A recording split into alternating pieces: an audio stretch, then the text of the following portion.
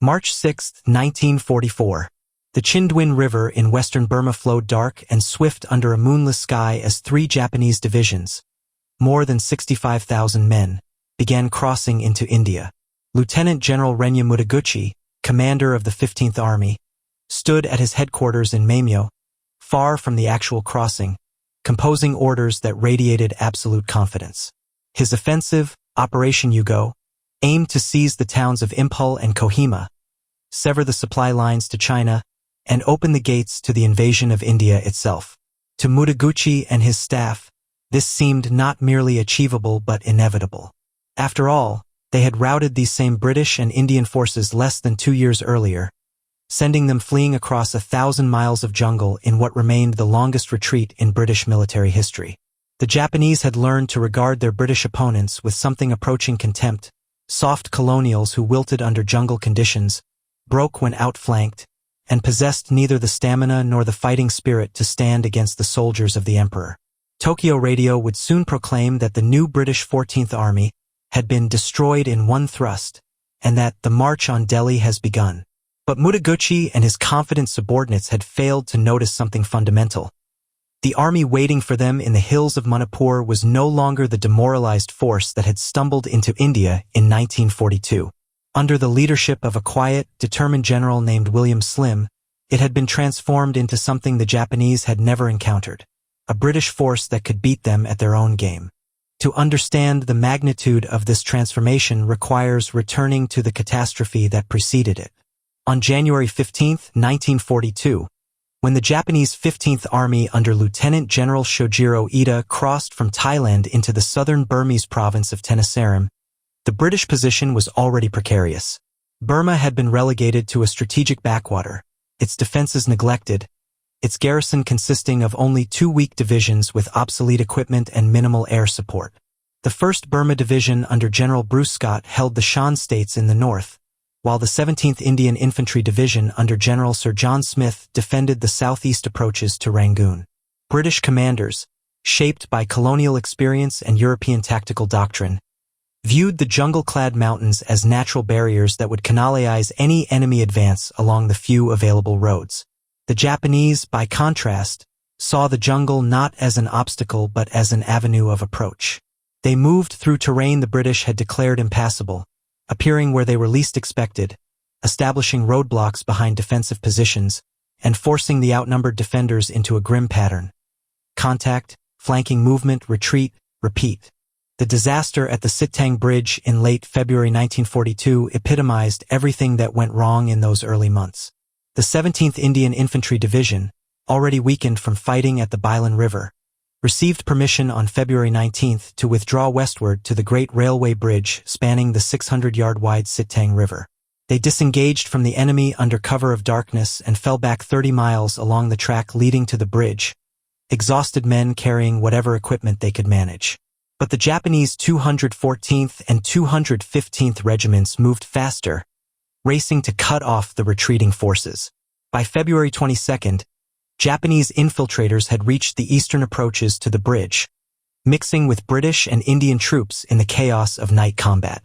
The divisional commander faced an impossible choice: blow the bridge and trap 2/3 of his division on the enemy side, or hold it open and risk the Japanese capturing it intact, opening the road to Rangoon.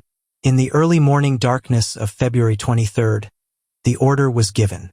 Sappers of the Malur-Kotla unit detonated the charges, and the 2 central spans of the bridge collapsed into the swift current. On the eastern bank, thousands of men, British, Indian, and Gurkha soldiers, found themselves abandoned, cut off with only one option: swim. Some made it across using ropes and makeshift rafts. Others drowned in the attempt. Still others were captured or killed by the closing Japanese. Lieutenant General William Slim, who would take command of the Burma theater shortly afterward, called Sitang Bridge the decisive battle of the first campaign. Brigadier Sir John Smith, who commanded at Sitang, had a simpler name for it: the Sitang disaster. The pattern continued relentlessly through March, April, and into May. Rangoon fell. Mandalay was evacuated. Chinese forces attempting to assist the British were themselves pushed back. General Sir Harold Alexander ordered a general withdrawal to India, and what began as an organized retreat gradually dissolved into something approaching a rout. The 5.5-month campaign resulted in British casualties of 10,036, with 3,670 killed, and the Burmese army lost an additional 3,400 men. But the numbers alone failed to capture the human cost. Of the 30,000 troops who eventually reached India, most suffered from malnutrition, malaria, typhus, and other tropical diseases. Only about 2,000 were fit for further duty. Slim watched the survivors cross the border and later wrote with characteristic understatement, "They might look like scarecrows, but they looked like soldiers too." Yet he also recognized a darker truth. These men expected to be treated as soldiers who, even if defeated, were by no means disgraced, but they also knew they had been beaten, and beaten badly, by an enemy who seemed to do everything better: move faster, hit harder, endure longer. The Japanese drew their own conclusions from the Burma campaign. British and Indian troops, in their assessment, lacked the spiritual fortitude for jungle warfare. They broke when surrounded. They required roads and supply lines, while Japanese soldiers could live on rice and willpower. The British were colonials grown soft on privilege, commanding Asian subjects of dubious loyalty. These conclusions were not entirely without foundation. The 1942 campaign had revealed genuine weaknesses in British leadership, tactics, training, and equipment. But the Japanese made a critical error. They assumed these weaknesses were permanent, inherent characteristics rather than correctable problems. They failed to account for what could happen when a defeated army found the right leader and was given time to rebuild. William Slim was not an obvious choice for greatness. Born in 1891 to a family of modest means, he lacked the aristocratic pedigree common among British senior commanders. He had served in Gallipoli and Mesopotamia in the First World War, been seriously wounded twice, and spent the interwar years in staff positions and teaching roles. He was methodical, unpretentious, and possessed a remarkable ability to connect with ordinary soldiers. When he assumed command of what would become the 14th Army in late 1943, he inherited not a military force but a problem wrapped in demoralization. His soldiers called themselves the Forgotten Army, a bitter reference to their perception that the world's attention focused on Europe and the Pacific while they fought and died in obscurity. Morale was abysmal. Disease rates were catastrophic. Desertion was common.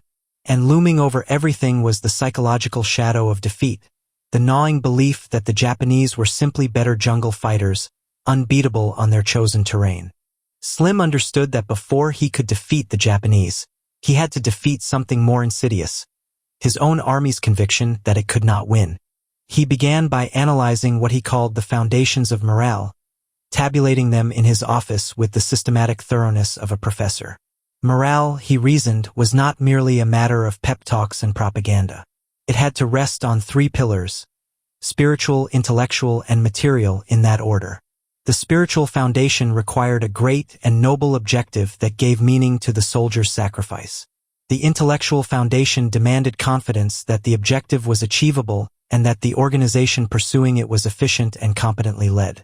The material foundation meant fair treatment, the best possible weapons and equipment, and living conditions made as good as circumstances allowed. Slim recognized that written exhortations and wireless speeches would accomplish nothing. The only way to rebuild his army was through direct contact, informal talks between commanders and troops at every level, united by a common message and backed by visible action. But morale alone would not be enough. The Japanese had beaten the British in 1942 through superior tactics, their mastery of infiltration, encirclement, and roadblock warfare. Slim needed to develop counter-tactics that could turn Japanese strengths into vulnerabilities. The answer emerged from an unlikely source: the Royal Air Force and the American Air Transport units that had been flying supplies over the hump to China. If ground forces could be supplied by air when surrounded, the Japanese roadblock tactic would lose its psychological terror. Encircled units could stand and fight rather than panic and retreat. The concept was revolutionary, but it required soldiers to trust that the aircraft would come, that the supplies would arrive, that they would not be abandoned. It required, in short, the very morale that Slim was working to rebuild. The first test came in the coastal Arakan region in early 1944, in a battle that would be remembered by the prosaic name of its location, the Admin Box. On February 4th, Japanese forces under the command of the Hago Offensive used their proven tactics of speed and deception to hook around the 7th Indian Division, cutting it off and overrunning its headquarters.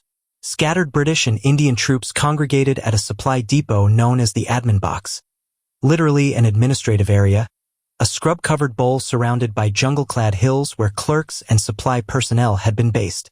It was exposed terrain with nowhere to hide from Japanese artillery, mortars, and snipers. Tokyo Radio announced that the new British 14th Army had been destroyed in one thrust. But this time, something different happened. Instead of ordering a retreat, Supreme Allied Commander Southeast Asia sent a message that would echo through every subsequent battle. Hold on at all costs. Large reinforcements are on their way. Beginning on February 11th, RAF and USAF Douglas Dakota transport aircraft began parachute-dropping rations and ammunition to the surrounded troops. They flew 714 sorties over the course of the battle, dropping 2,300 long tons of supplies. The Japanese had not anticipated this. While they ran short of supplies after their own infiltration routes were cut, the Indian formations could fight on indefinitely. Everything arrived by air: ammunition, food, medical supplies, even mail and copies of SEAC, the theater newspaper. One officer remarked on the thoroughness of the air supply, noting that everything that was ordered was flown in, even such items as razors and toothbrushes. Mule fodder came in. Fuel and oil for the tanks arrived. Morale among the defenders soared as they realized they had not been forgotten, that the promise of support was genuine. The Japanese mounted increasingly desperate attacks to break through, including a war crime on the night of February 7th when they captured the divisional main dressing station and murdered 35 medical staff and patients. This atrocity may have stiffened rather than weakened the defenders' resolve. They now understood what fate awaited them if they surrendered. Above the surrounded positions, air battles raged as Japanese fighters attempted to intercept the supply drops. 3 squadrons of Supermarine Spitfires, new to the theater, gained air superiority, and more than 65 Japanese aircraft were claimed shot down or damaged for the loss of 3 Spitfires. By mid-February, the Japanese owned nothing but their positions on the ground. On February 24th, a relief column broke through to the defenders. The Battle of the Admin Box was over, an Allied success that proved both the viability of air supply and the capacity of British and Indian troops to stand and defeat Japanese attacks when properly supported. For the first time, a major Japanese offensive had been comprehensively defeated. The effect on 14th Army morale was transformative. Soldiers who had believed themselves incapable of beating the Japanese now knew otherwise. The lessons from the Admin Box battle were barely absorbed when the main Japanese offensive began. Operation Yugo, the ambitious plan to invade India that Mutaguchi had championed with near-messianic fervor, kicked off on March 6, 1944. Mutaguchi had been involved in the Marco Polo incident in 1937, which had expanded into the China War and eventually the broader Pacific conflict. He told his superior, General Kawabe Masakazu, that since they were the pair who had started the Greater East Asia War, they should be the pair to end it, and ending it meant invading India. Mutaguchi's plan called for 3 divisions to advance on Imphal while a 4th, the 31st Division, moved on Kohima to the north, cutting the vital supply road. Intelligence estimates suggested the offensive was impossible given the logistical constraints, but Mutaguchi sacked his own intelligence chief for expressing doubts. Japanese troops would march light, living off captured supplies and whatever they could forage. Speed and aggression would compensate for the lack of artillery and mechanized transport. It was classic Japanese doctrine: spirit over material, will over logistics. The British garrison at Kohima consisted of fewer than 1,500 troops, a mix of regular units, support personnel, and local forces. The Kohima Ridge was barely a mile long and only a few hundred yards wide, a series of hills and gullies running alongside the road from Imphal to Dimapur. The steep slopes made it a formidable defensive position, but it was a narrow space from which to repel an enemy attacking in strength. When the Japanese 31st Division under Lieutenant General Kotokusato surrounded the ridge on April 6, the defenders suddenly found themselves in a siege that would test every principle Slim had worked to instill. The Japanese launched attacks at all hours of the day and night. They cut off access to water supplies. They subjected the ridge to constant mortar and artillery fire. The defenders, supplied entirely by air, held their positions in what became some of the most brutal close-quarters combat of the war. The Battle of the Tennis Court, a small asphalt court in the grounds of the district commissioner's bungalow on the northern end of the ridge, became the focal point of the fighting around April 8th. The British, according to the Commonwealth War Graves Commission, fought perhaps the most bitter fighting of the whole Burma campaign on Garrison Hill and the surrounding terrain. Japanese troops broke through defensive lines and pushed the British back across the bungalow compound. Under covering fire from a Bren gun, the surviving defenders retreated to the highest ground they held, the tennis court itself. For days, hand-to-hand combat raged across this absurd battlefield, men killing each other across a space normally used for genteel recreation. The fighting continued in and around the tennis court from April 8th until May 13th, when the Japanese finally began withdrawing. The 4th Battalion, Queen's Own Royal West Kent Regiment, which held the center of the ridge, suffered devastating casualties but never broke. Relief finally arrived when Indian troops fought their way up the road from the south, breaking the siege. The Japanese 31st Division, starved and exhausted, fell back into the hills. General Sato, true to his threat, disobeyed direct orders to hold his position when supplies failed to materialize, withdrawing on May 31st despite commands to stay. Meanwhile, to the south at Imphal, for divisions of 4 Corps under Lieutenant General Geoffrey Scoons found themselves surrounded on the plain around the town. This was precisely the scenario the Japanese had exploited so successfully in 1942. A large Allied force cut off from its supply lines, encircled by infiltrating enemy forces.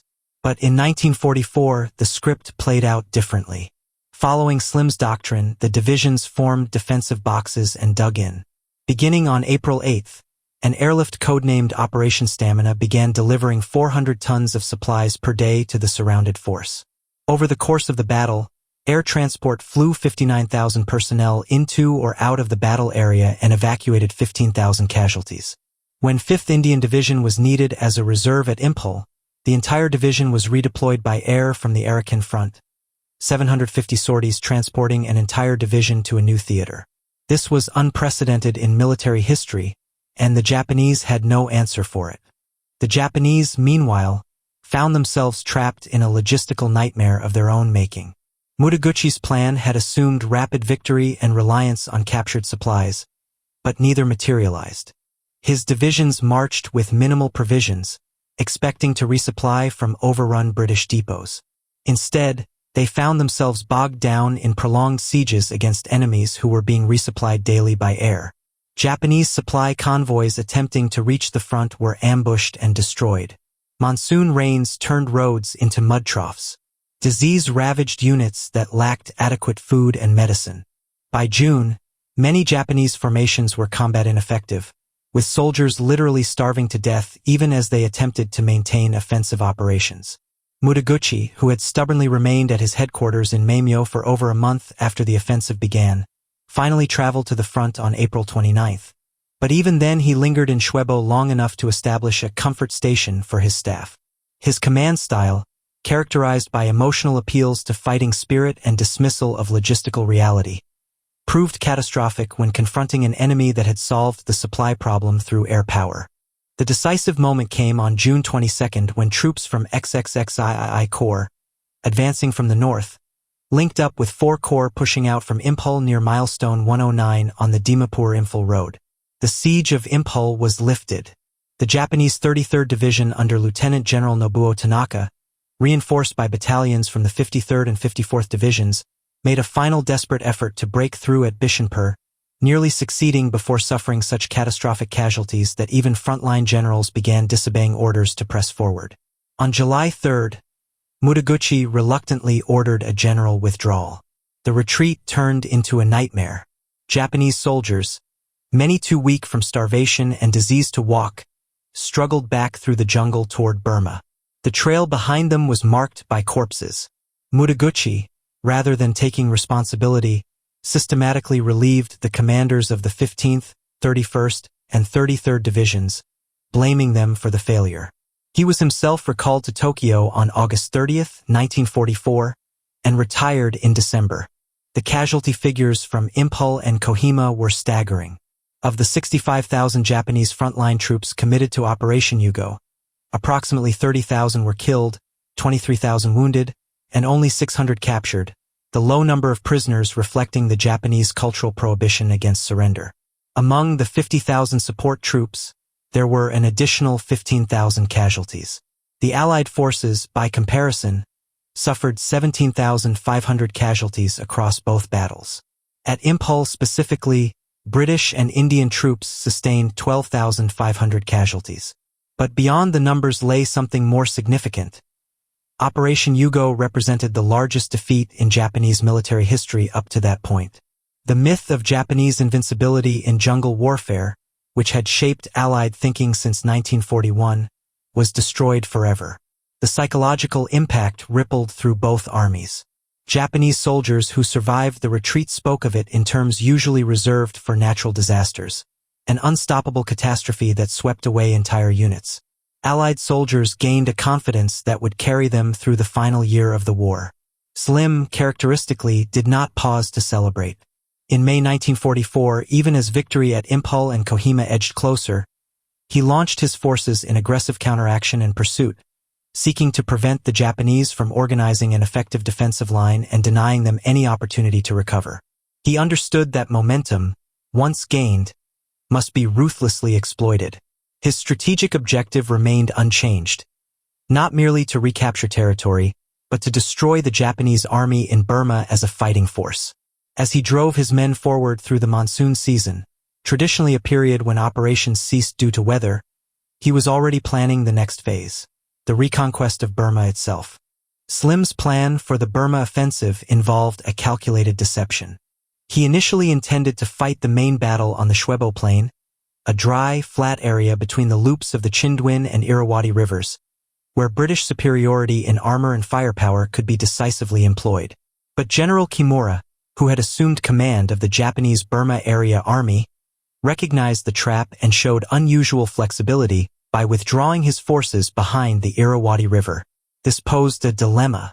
The Irrawaddy was an immense obstacle, and Kimura hoped to destroy Slim's army as it attempted to cross, then counterattack during the British withdrawal in the monsoon.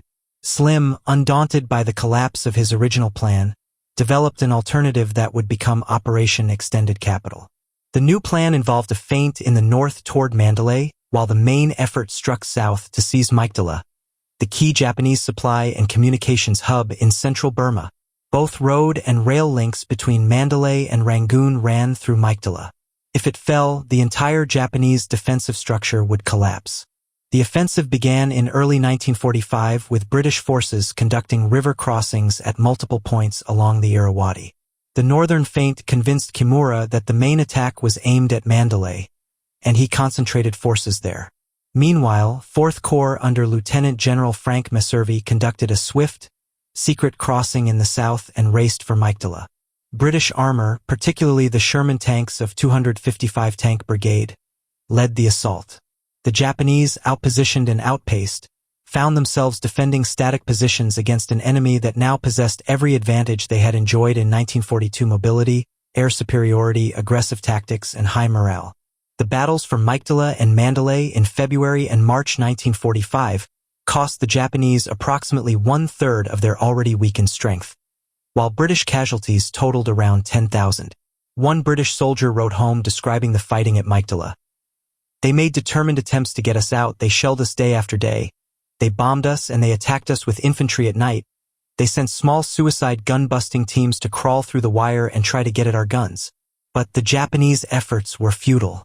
Surrounded and pounded by artillery, aircraft, and armor, they were systematically exterminated bunker by bunker. With Maiktala and Mandalay secured, the road to Rangoon lay open. Messervy's 4th Corps conducted a lightning advance south, covering hundreds of miles in weeks. The Japanese mounted blocking positions at Pyobi, Taungu, and other points, but each was bypassed or crushed with combined arms efficiency. British tactics had evolved to near perfection. Reconnaissance units identified Japanese positions, infantry and armor surrounded them, artillery and aircraft reduced them, and the advance continued. At Taungu, over 1,000 Japanese were killed in a single battle that eliminated the last major blocking position before the capital. Messervy leapfrogged divisions forward, with 255 tank brigades armored spearheads reaching objectives days ahead of schedule, often to the complete surprise of Japanese defenders. On the day Taungu's airfields were captured, 100 transport aircraft landed with air-mobile elements of 17th Indian Division to join the advance.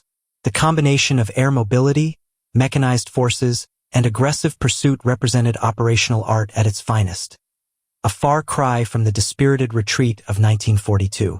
On May 3, 1945, Allied forces entered Rangoon. The Japanese, recognizing the hopelessness of their position, had evacuated the city rather than face annihilation. The reconquest of Burma was complete. In 3 years, Slim had transformed a defeated, demoralized army into one of the most effective fighting forces of World War II. He had taken the lessons of defeat, the Japanese mastery of jungle warfare, infiltration tactics, and psychological warfare, and not merely copied them but surpassed them. His soldiers learned to move through jungle as skillfully as their enemies. They mastered the art of holding defensive boxes under siege. They combined air power with ground operations in ways that revolutionized warfare. And perhaps most importantly, they regained their confidence, their belief that they could not only fight the Japanese but defeat them decisively. The transformation was visible in small details that spoke to larger truths. The emaciated, exhausted soldiers who stumbled into India in May 1942 looked like scarecrows, barely able to carry their weapons. The men of the 14th Army who advanced into Rangoon in May 1945 moved with the confidence of victors, their units intact, their equipment well-maintained, their morale unshakable. The difference was not in the individual soldiers, many who retreated in 1942 fought again in 1945, but in everything else.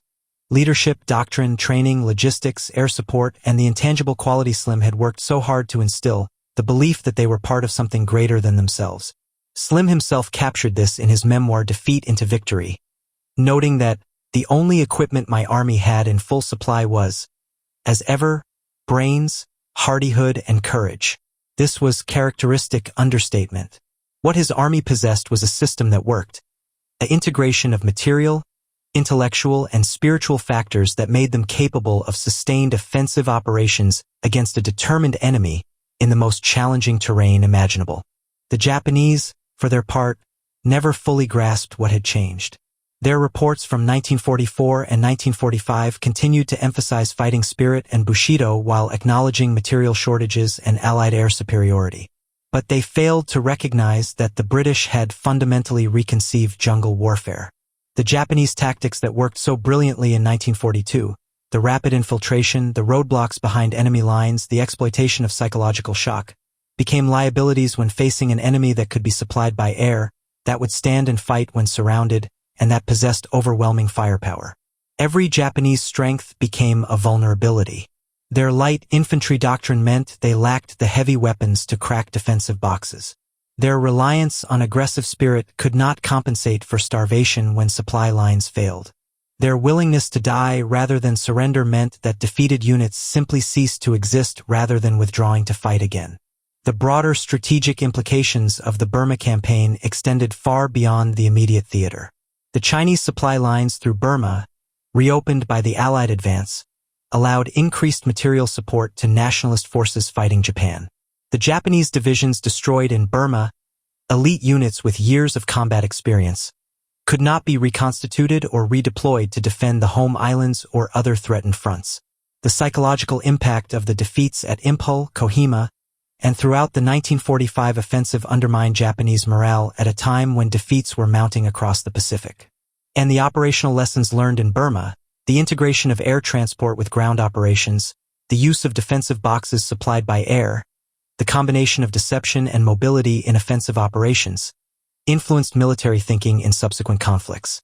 Field Marshal Slim, reflecting on the campaign years later, articulated principles that transcended his specific circumstances. He emphasized that the ultimate intention of any military operation must be offensive, that the main idea must be simple and held firmly in view, and that the plan must contain an element of surprise. These were not revolutionary concepts, but the consistency with which he applied them, combined with his deep understanding of morale and his genuine connection with his soldiers, made them extraordinarily effective. He understood that soldiers needed to believe their cause was noble and vital, that their objectives were achievable, that their organization was efficient, and that their lives would not be wasted. This holistic approach to military leadership, addressing spiritual, intellectual, and material needs in that order of importance, remains studied in military academies worldwide. The Commonwealth War Graves Commission maintains cemeteries at Imphal with 16,000 graves and at Kohima with 1,420 graves. The Kohima Cremation Memorial commemorates 917 Hindu and Sikh soldiers killed in the battle. These numbers represent only a fraction of those who died in the Burma campaign, Allied, Japanese, and civilian casualties from multiple nations over 4 years of warfare. The campaign remains less famous than Normandy or Stalingrad, perpetuating the veterans' bitter designation of themselves as the Forgotten Army. But in military terms, what Slim accomplished ranks among the great campaigns of the war, taking a decisively defeated force and transforming it into an instrument capable of inflicting the largest defeat in Japanese military history, then driving forward to reconquer an entire country in what became one of the longest continuous campaigns of World War II. The irony was profound. The Japanese who mocked the British as soft in 1942, who boasted that Asian soldiers under European officers could never match the fighting spirit of the Emperor's army, who proclaimed that Burma would become a springboard for the invasion of India, discovered instead that Burma had become their graveyard. The 30,000 Japanese soldiers who died at Imphal and Kohima, the thousands more who perished in the retreat through Burma in 1945, the divisions that simply ceased to exist as fighting forces, these were the price of underestimating an enemy's capacity for adaptation and renewal. The British had been soft in 1942, unprepared and poorly led, and they had paid a terrible price for it. But they learned from defeat in ways the Japanese, trapped in a doctrine that emphasized spirit over material and death over surrender, could not. When the armies met again in 1944, the soft British were gone, replaced by soldiers who could endure anything the jungle and the enemy could inflict, who could be surrounded and supplied by air, who could fight and win in conditions that would have broken the force that retreated in 1942. Slim himself never sought glory or acclaim. He was promoted to Field Marshal after the war and served as Chief of the Imperial General Staff and later as Governor-General of Australia. But his greatest legacy remained the 14th Army and the campaign it fought. Military historians, including Robert Lyman, have identified Imphal Kohima as one of the 4 great turning point battles of World War II, alongside Stalingrad, El Alamein, and the Pacific naval battles. This recognition, though belated, acknowledges what Slim's soldiers knew in 1944 and 1945. They had defeated an enemy that once seemed invincible, reclaimed territory that had been written off as lost, and restored pride to a force that had known only humiliation. They had turned Burma from a graveyard of British ambitions into a graveyard for the Japanese army.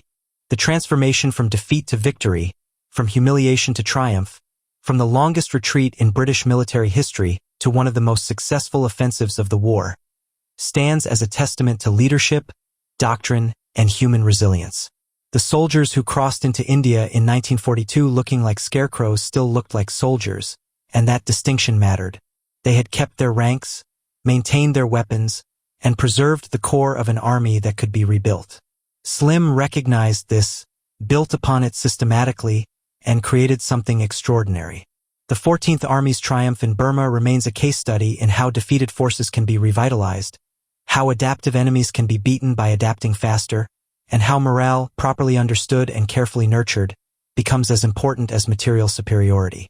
The Japanese learned too late that mockery is not strategy, that spirit without logistics leads to starvation, and that an enemy given time to learn from mistakes can become far more dangerous than one defeated but not destroyed.